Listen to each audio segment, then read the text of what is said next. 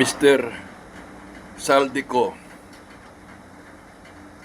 kung tunay ang mga aligasyon mo, bakit hindi ka umuwi ng ating bayan at ipresenta mo sa publiko at sa ating husgado ang iyong mga hawak na ebidensya at ang mga nalalaman mo? Huwag dyan sa social media o sa mga social media platform ka magpahiwatig. Walang basihan yan. Hindi yan tatanggapin ng husgado.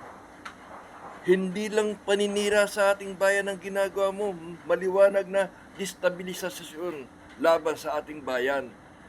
Kung ang ginagawa mo ay umuwi ka, harapin mo ang iyong kaso, ipakita mo sa publiko at sa husgado kung ano mga hawak mong ebidensya laban sa mga inaakusahan mo.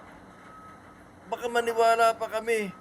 Walang bali ang ginagawa mo ay destabilisasyon laban sa ating bayan. Nagnakaw ka na nga ng katakot-takot, ginigiba mo pa ang sambayanan. Nawawalan tuloy na respeto ang tao sa mga namumuno dahil sa mga kasinungalingan mo.